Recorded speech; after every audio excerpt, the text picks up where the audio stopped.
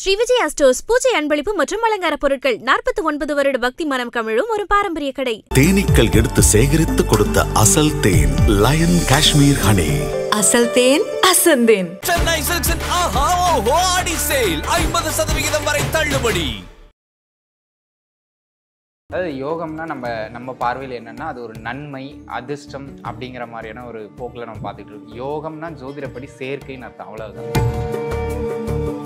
இங்கே 2 கிரகம் ஒன்றா சேர்ந்துருக்குன்னா அதுக்கு பேர் யோகம், அவ்வளவுதானே தவிர யோகம்னா அப்படியே பட்டையை கிளப்பிட்டு போயிடும், இந்த குபேரன் வந்து வீட்டில் குடியிருந்துருவார், அப்படிப்பட்டதுக்கு பேர் யோகம் கிடையாதுங்க. ஸோ இந்த குருவும் சந்திரனும் சேர்ந்து இருக்கிறதுக்கு பேர் குரு சந்திர யோகம். ரெண்டுமே குரு சந்திர யோகம் தான். ஆனால் இதில் குரு மட்டும் கொஞ்சம் இந்த ஸ்பெஷலான சைட் இருக்கிறதுனால, இந்த சிறப்பு பார்வைகள் இருக்கிறதுனால, குருவினுடைய 5ஆம் பார்வையில் சந்திரன் இருந்தாலும் சிலர் குரு சந்திர யோகம்னு எடுத்துக்குவாங்க, குருவினுடைய 9ஆம் பார்வையில் சந்திரன் இருந்தாலும் குரு சந்திர யோகம்னு எடுத்துக்குவாங்க. இப்போதான் சொன்னேன், யோகம் அப்படின்னா 2 கிரகமும் சம்மந்தப்படணும். இப்போ குரு 5ஆம் பார்வையாக பார்க்கும்போது குரு சந்திரனை தொடர்பு கொள்வார், ஆனால் சந்திரன் குருவை தொடர்பு கொள்ள மாட்டார். சந்திர யோகத்தினால ஒரு ஜாதகரினுடைய வாழ்க்கையில என்ன மாதிரியான நன்மைகள் எல்லாம் ஏற்படும்? குரு சந்திர யோகம் ஒருவருக்கு இருக்கு அப்படின்னா பிறரின் பார்வையில் அவர் உண்மையிலேயே நல்லவராக இருப்பார். இந்த யோகம் இருந்து லக்னத்தோட சம்மந்தப்பட்டுருச்சுன்னு வச்சுங்களேன், அந்த மாதிரி ஒரு பிள்ளைய பெற்றிருக்கணும்பா, எனக்கு வந்து பிறந்திருக்கே அப்படின்லாம் அம்மா அப்பா பேசுவாங்க. அந்த மாதிரியான நற்பெயரை வாங்கி கொடுக்கும். குருச்சந்திர யோகத்தால ஒரு ஜாதகரினுடைய வாழ்க்கையில என்ன மாதிரியான தீமைகள் நடக்கும்? தீமைகள்னு வரும்போது பார்த்தீங்கன்னா இது உண்மையிலேயே நல்ல யோகம் தான், அதில் மாற்று கருத்து கிடையாது. இது எங்க தீமையை தரும் அப்படின்னு எடுத்துக்கிட்டீங்கன்னா, ஜாதக கட்டத்துல குரு சந்திரன் ஒரு கட்டத்துல இருக்கும் பொழுது அதோட சேர்த்து மற்ற கிரகங்களும் இருந்தாங்க, அந்த 4ல் 2 குருவும் சந்திரனும் இருக்காங்க அப்படின்னா இந்த குரு சந்திர யோகம் எப்படி வேலை செய்யும்? குருவும் சந்திரனும் சேர்ந்திருக்காங்க, இந்த 2 பேர்த்தையும் டிஸ்டர்ப் பண்ணாத நட்பு கிரகங்கள் கூட இருக்காங்க. ஒரு உதாரணத்திற்கு செவ்வாய் அங்கே அமர்றார், இல்லை சூரியன் அங்கே அமர்றார் அப்படிங்கிற பட்சத்தில் பெரிய தொந்தரவு இல்லை. ஏன்னா அவங்க ஒருவருக்கு ஒரு அண்டர்ஸ்டாண்டிங்ல இருக்கிற ஒரு நட்பு கிரகம். இப்போ குருவும் சந்திரனும் சேர்ந்திருக்காங்க, இடையில நம்பால் சனி போய் உட்காந்துட்டாருன்னு வச்சுக்கோ. ஐபிசி பக்தி நேயர்கள் அனைவருக்கும் அன்பு வணக்கம். இன்னைக்கு நம்ம கூட ஜோதிடம் மற்றும் ஆன்மீகம் சார்ந்த நிறைய விஷயங்களை பகிர்ந்து கொள்வதற்காக ஜோதிடர் யோகி ஜெயபிரகாஷ் சார் நம்ம கூட இணைந்திருக்கிறார்கள். சார் வணக்கம். வணக்கம். எப்படி இருக்கீங்க சார்? ரொம்ப நல்லா இருக்கேங்க. பொதுவாகவே ஜாதகத்துல குருவும் சந்திரனும் ஒரே கட்டத்துல சேர்ந்திருந்தாங்க அப்படின்னா அந்த யோகத்தை குரு சந்திர யோகம்னு சொல்லுவாங்க. பொதுவா இந்த குரு சந்திர யோகம் அப்படின்னா அது என்ன யோகம் சார்? அதாவது நம்ம ஜாதகத்தை கொடுத்தாலே பார்த்தீங்கன்னா ஜாதகம் பார்க்க வர்றவங்க அந்த யோகம் இருக்கா பாருங்க, இந்த சாதாரணமாக வீடு கட்டுறதை கூட வீடு கட்டுற யோகம் இருக்கா பாருங்க. அதாவது யோகம்னா நம்ம பார்வையில் என்னன்னா அது ஒரு நன்மை அதிர்ஷ்டம் அப்படிங்கிற மாதிரியான ஒரு போக்கில் நம்ம பார்த்துட்டு இருக்கோம். யோகம்னா ஜோதிடப்படி சேர்க்கைன்னு அர்த்தம், அவ்வளவுதான். சரிங்களா? நம்ம ஆங்கிலத்தில் சொல்ல முடியாது கன்ஜெக்ஷன். ரெண்டு விஷயம் ஒன்றா சேர்ந்துருக்குன்னா அதுக்கு பேர் யோகம். இங்கே 2 கிரகம் ஒன்றா சேர்ந்துருக்குன்னா அதுக்கு பேர் யோகம், அவ்வளவுதானே தவிர யோகம்னா அப்படியே பட்டையை கிளப்பிட்டு போயிடும், இந்த குபேரன் வந்து வீட்டில் குடியிருந்துருவார், அப்படிப்பட்டதுக்கு பேர் யோகம் கிடையாதுங்க. சரிங்களா? ஒரு சில யோகங்கள் உண்மையிலேயே தரும், ஆனால் நம்ம ஜோதிடத்தை பொறுத்த மட்டும் என்னென்னா மரணத்தை கூட மரண யோகம் தான் சொல்லுவோம். சரிங்களா? மரணம் வந்துருச்சு அப்படின்னு சொல்ல மாட்டோம். சரி, இப்போ இந்த குருவும் சந்திரனும் சேர்ந்து இருக்கிறதுக்கு பேர் குரு சந்திர யோகம். சார், இப்போ யோகம் அப்படிங்கிறது நமக்கு அதிர்ஷ்டத்தையோ பண வரவையோ வெற்றியையோ கொடுக்க போறது இல்லை, 2 கிரகங்கள் சேர்ந்து இருக்கிறது தான் யோகமா? ஆமாம், அந்த வார்த்தையின் பொருள் யோகம், அதாவது அந்த பொருளின் பெயர் யோகம் அப்படின்னு நீங்கள் வச்சுக்கலாம். சேர்க்கை அப்படின்னு நம்ம சொல்கிறதுக்கு பேர் ஜோதிடத்தில் யோகம்னு சொல்லுவோம். இப்போது தனியாக ஒரு கிரகம் இருக்கும்போது ஒரு பலனை தரும், அந்த கிரகம் இன்னொரு கிரகத்தோடு சேரும்போது அந்த கலப்பு ஏற்பட்டு சில பலன்களை கொஞ்சம் வித்தியாசமாக கொடுக்கும். சரிங்களா? அது நல்லதாக இருந்ததுன்னா உண்மையிலே யோகம் தான், நான் இல்லைன்னு சொல்லலை. அது யோகம் அவயோகம்னு 2ஆக பிரிக்கலாம். இப்போ இதுலேயுமே யோகமும் உண்டு அவயோகமும் உண்டு. அது எப்படி அப்படின்னு கேட்டிங்கன்னா, இப்போ நான் என் பிள்ளைக்கு தகப்பனார், அவனை வளர்க்குறதுக்கான எல்லா வழியும் நான் பார்ப்பேன். என்னோட எதிரிக்கு நான் எதிரி, அவனை டவுன் பண்ணுறதுக்கான எல்லா வழியும் நான் பார்ப்பேன். ஆனால் ஜெயபிரகாஷ் ஒரு ஆள் தான், புரியுதுன்னு நினைக்கிறவங்களுக்கு. அந்த மாதிரியான அமைப்புகளில் ஒரு யோகம் ஒரு சிலருக்கு நன்மையையும் தரும், ஒரு சிலருக்கு தீமையும் தரும். அந்த விதத்தில் இந்த குருச்சந்திர யோகம்ங்கிறது பெரும்பான்மையாக நிறைய பேருக்கு அமையுங்க. சரிங்களா? ஒரு 100 ஜாதகத்தை எடுத்து பார்த்தீங்கன்னா குறைஞ்சது 50 ஜாதகத்தில் இந்த குருச்சந்திர யோகம் இருக்கும். ஏன்னா குரு ஒரு வருடத்துக்கு ஒரு முறை தான் ஒரு ராசியிலேருந்து மாறுவார். ஆனால் நம்மால் சந்திரன் 2.25 நாட்களுக்கு ஒரு முறை மாறி மாறி ஒரு மாதத்தில் குறைஞ்சது 2.25 நாள் குருவோட சேர்ந்துருவார், 2.25 நாள் குருவோட நேரடி பார்வையில் இருப்பார். அப்போ கிட்டத்தட்ட ஒரு மாதத்தில் 5 நாள் பிறக்கிறவங்களுக்கு இந்த குருச்சந்திர யோகம் அமையும் அப்படிங்கிறது தான் ஜோதிட அமைப்பு படி. இப்போ அப்படி பார்த்துக்கிட்டிங்க அப்படின்னு சொன்னால் குருவும் சந்திரனும் சேர்றது இதில் பார்த்தீங்கன்னா 2 பேருமே இயற்கை சுபகிரகங்கள். 2 இயற்கை சுபகிரகங்கள் ஒன்றா சேர்ந்து இருக்கிறது அப்படிங்கிறது ஒரு மிகப்பெரிய யோகம். சரிங்களா? அது மட்டும் இல்லாமல் சரி, இது குருச்சந்திர யோகம்னா நிறைய பேர் என்ன நினச்சிக்கிட்டு இருக்காங்கன்னா குருவும் சந்திரனும் சேர்ந்து இருக்கிறது குருச்சந்திர யோகம், குருவும் சந்திரனும் பார்த்துக்கிட்டு இருக்கிறது குரு சந்திர யோகம். சரிங்களா? ரெண்டுமே குரு சந்திர யோகம் தான். ஆனால் இதில் குரு மட்டும் கொஞ்சம் இந்த ஸ்பெஷலான சைட் இருக்கிறதுனால, இந்த சிறப்பு பார்வைகள் இருக்கிறதுனால, குருவினுடைய 5ஆம் பார்வையில் சந்திரன் இருந்தாலும் சிலர் குரு சந்திர யோகம்னு எடுத்துக்குவாங்க. குருவினுடைய 9ஆம் பார்வையில் சந்திரன் இருந்தாலும் குரு சந்திர யோகம்னு எடுத்துக்குவாங்க. இப்போ தான் சொன்னேன், யோகம் அப்படின்னா 2 கிரகமும் சம்மந்தப்படணும். இப்போ குரு 5ஆம் பார்வையாக பார்க்கும்போது குரு சந்திரனை தொடர்பு கொள்வார். ஆனால் சந்திரன் குருவை தொடர்பு கொள்ள மாட்டார். அதே போல தான் 9ஆம் பார்வையில் சந்திரன் குருவை தொடர்பு கொள்ள மாட்டார். அப்போ அது வந்து குரு சந்திர யோகம் கிடையாதுங்க. ஒன்று குருவும் சந்திரனும் ஒரே ராசிக்குள்ளே சேர்ந்துருக்கணும், அல்லது சமசப்தமமாக 7க்கு 7 பார்த்துருக்கணும். அப்படி ஒரு ஜாதகத்தில் இருக்குன்னா அது குரு சந்திர யோகம். சரிங்களா? அப்படி இருந்தால் மட்டும்தான் எடுத்துக்கிடணும். இதுதான் குரு சந்திர, உண்மையிலேயே குரு சந்திர யோகமாக வேலை செய்யும். இப்போ இந்த குருவும் சந்திரனும் சேர்ந்து இருந்துட்டாலே குரு சந்திர யோகம் தான். கிட்டத்தட்ட அது 50% பலனை கொடுத்துரும். அது வலுவாக அமைஞ்சதுன்னா இன்னும் சூப்பருங்க. சார், இப்போ பொதுவாக குரு சந்திர யோகத்தினால ஒரு ஜாதகரினுடைய வாழ்க்கையில என்ன மாதிரியான நன்மைகள் எல்லாம் ஏற்படும்? கிட்டத்தட்ட நம்ம நல்லவங்க கெட்டவங்கன்னு ஒரு பிராண்ட் வச்சுக்கிட்டு இருப்போம். சரிங்களா? அவரெல்லாம் ரொம்ப நல்லவருங்க அப்படின்னு சொல்லிட்டு நம்ம ஒரு ஒரு மதிப்பீடு சிலரை பற்றி வச்சிருப்போம். பார்த்தீங்களா? இந்த குரு சந்திர யோகம் ஒருவருக்கு இருக்குது அப்படின்னா பிறரின் பார்வையில் அவர் உண்மையிலேயே நல்லவராக இருப்பார். இந்த நல்ல பெயருக்கு, நல்ல பண்புக்கு, நல்ல ஒழுக்கத்துக்கு ஒரு ஒரு ஒரு யோகம் இருக்கணும் அப்படின்னா இந்த யோகம் இருக்கணும். சரிங்களா?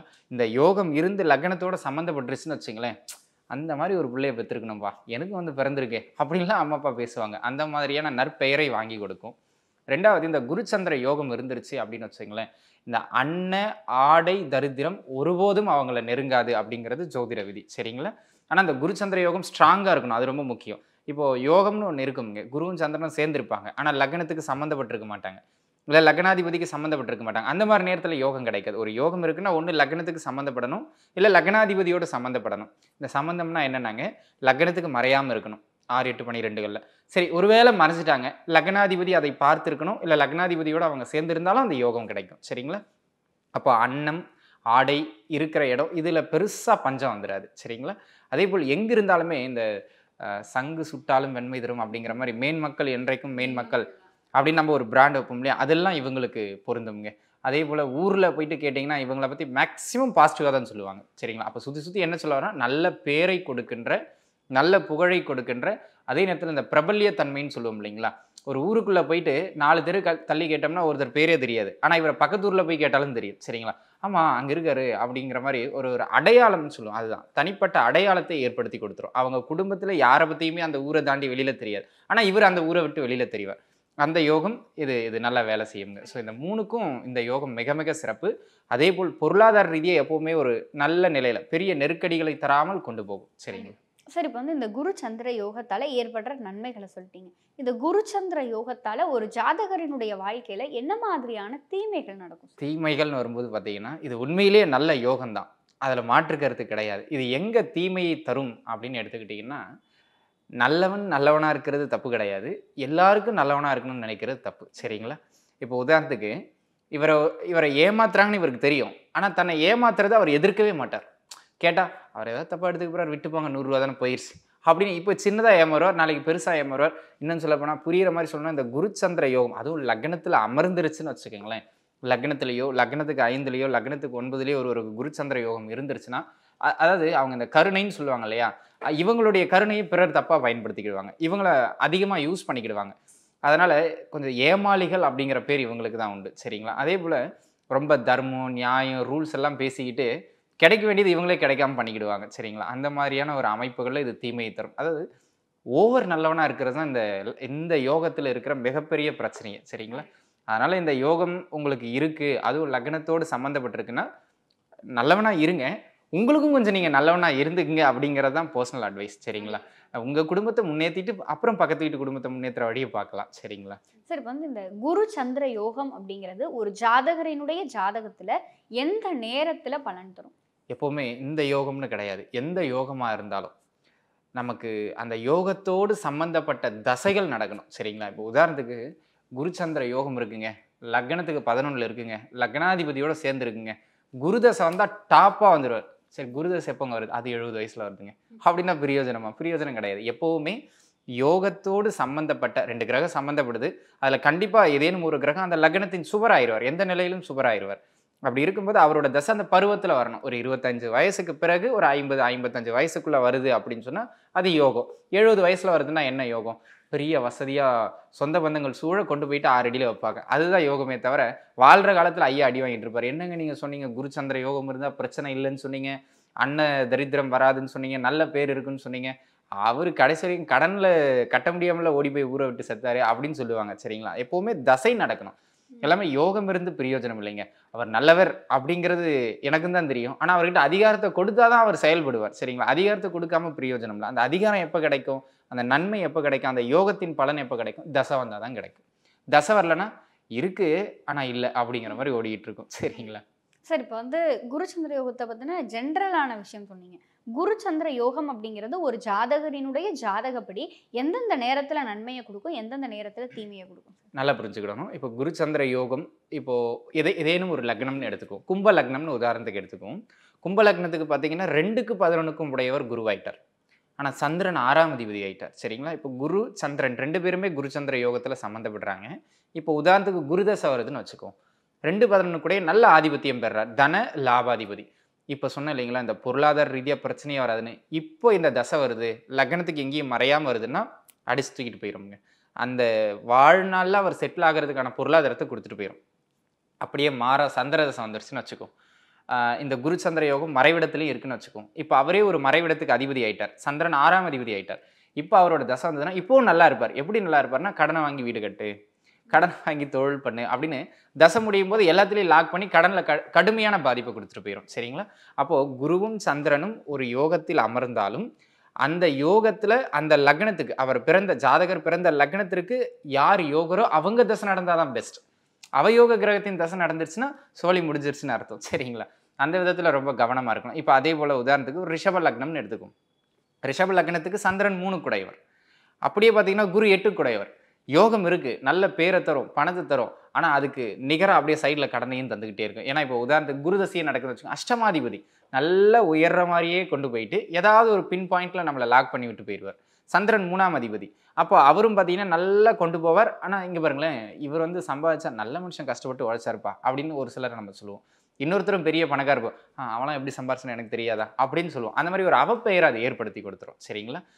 இப்போ இந்த 2 அமைப்புகள் இருக்கும்போது எந்த தசை நடந்தாலும் பிரயோஜனம் இல்லை. அப்போ அந்த லக்னத்தை பொறுத்து அவர்கள் எந்த ஆதிபத்தியத்தை பெறுகிறார்கள்ங்கிறத பொறுத்து இது நன்மையா தீமையாங்கிறது மாற்றமடையும். சரிங்களா? சார், பொதுவாக வந்து இந்த குரு சந்திர யோகம் அப்படிங்கிறது குருவும் சந்திரனும் இணைந்து இருக்கிறது 6, 8, 12ன்னு சொல்கிற மறைவு ஸ்தானத்தில் இருந்துச்சு அப்படின்னா ஒரு ஜாதகருக்கு என்ன மாதிரியான கஷ்டங்கள்லாம் வரும் சார்? பொதுவாகவே வந்து பார்த்தீங்கன்னா பணம் சம்பாதிக்கிறது இவங்களுக்கு ஈஸியாக இருக்குங்க. ஆனால் அந்த பணத்தை சேமிக்கிறதுக்கு ரொம்ப சிரமப்படுவாங்க. சொல்லுவாங்க, சார் 10ஆம் தேதி ஆனால் 1 லட்ச ரூபா சேலரி வாங்குறேன் சார், 15ஆம் தேதிக்குள்ளே 1 லட்சம் எங்கே போச்சுன்னு தெரியல சார், நானும் சேமிக்கணும்னு நினைக்கிறேன், 10 வருஷமாக இதே நினச்சிக்கிட்டு இருக்கேன், ஆனால் சேமிச்ச பாடு இல்லை அப்படின்னு சொல்லுவாங்க. என்ன வருமானம் வந்தாலும் அப்படியே விரயமாகும், கையில் நிற்காதுங்க. அதுதான் இந்த 6, 8, 12களில் குருவும் சந்திரனும் போய் அமர்றது. அப்படி இல்லையா, குடும்பமே நல்லா வளர்கிற மாதிரி எல்லாருமே ஓடி ஓடி உழைக்கிற மாதிரி தெரியும். ஒரு 10-15 வருஷம் கழிச்சு கணவனும் மனைவியும் 2 பேரும் சேர்ந்து சம்பாதிச்சிருப்பாங்க. பிள்ளைகிட்டையெல்லாம் அம்மா அப்பாவை பார்த்துக்க வச்சுட்டு திரும்பி பார்த்தா ஒரு வீடு வாங்கியிருக்க மாட்டாங்க, ஒரு சேமிப்பு இருக்காது, பெருசாக கோல்டு இருக்காது, சம்பாதிச்சோம் சாப்பிட்டோம் ஜாலியாக இருந்தோம் அவ்வளோதான் அப்படிங்கிற மாதிரி சேமிப்பே இல்லாமல் போகும், வளர்ச்சியே இல்லாமல் போகும். அப்படிங்கிற அமைப்பு இந்த 6, 8, 12களில் மறையும் போது. அப்படி இல்லையா, 6, 8, 12ல் போய் மறைஞ்சிருச்சு அப்படின்னா பொருளாதார ரீதியாக அவங்க மேலெழும்புறதுக்கான ஒரு நல்ல வழிவகையே கிடைக்காது. சரிங்களா? சரி, இப்போ இவங்க என்ன பண்ணணும் அப்படின்னு கேட்டிங்கன்னா, 6, 8, 12களில் குருச்சந்திர யோகம் போய் அமர்ந்துருச்சு.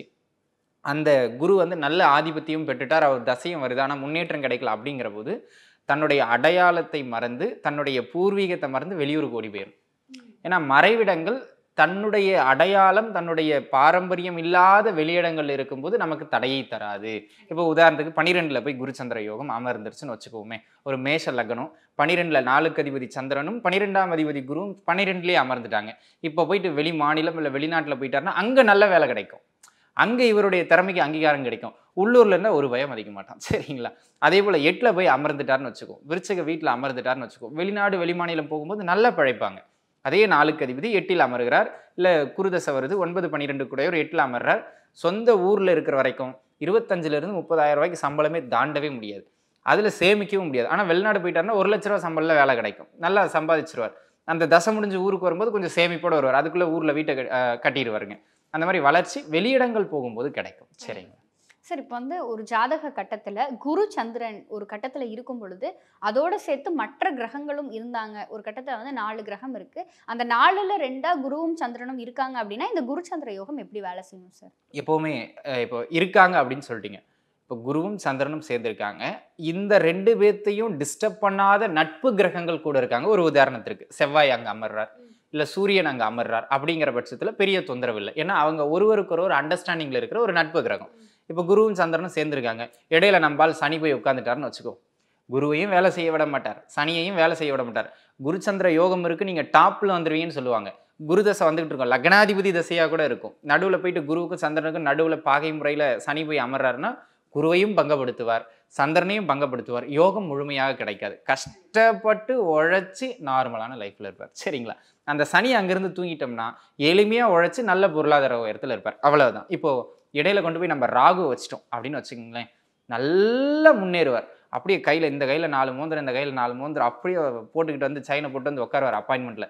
கேள்வி என்ன கேட்பார்னு நினைக்கிறீங்க? ஒரு 5 கோடி கடன் இருக்கு, எப்போ அடையும்? அப்படிதான் கேட்பார். சரிங்களா?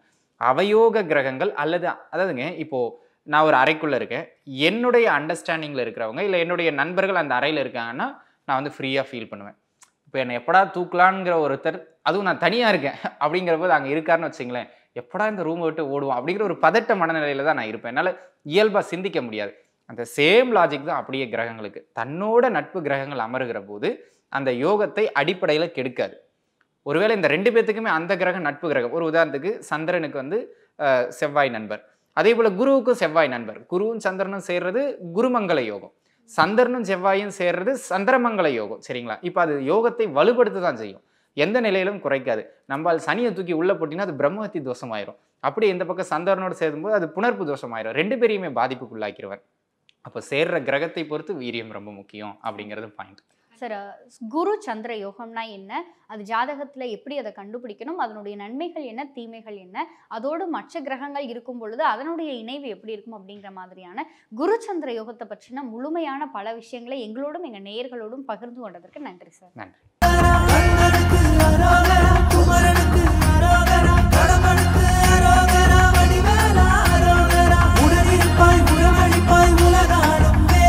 ஸ்ரீ விஜயா ஸ்டோர்ஸ் பூஜை அன்பளிப்பு மற்றும் அலங்கார பொருட்கள். 49 வருட பக்தி மனம் கமிழும் ஒரு பாரம்பரிய கடை. தேனீக்கள் எடுத்து சேகரித்து கொடுத்த அசல் தேன் லயன் காஷ்மீர் ஹனி. அசல் தேன் அசந்தேன். சென்னை சில்க்ஸின் ஆஹா ஓஹோ ஆடி சேல் 50% வரை தள்ளுபடி.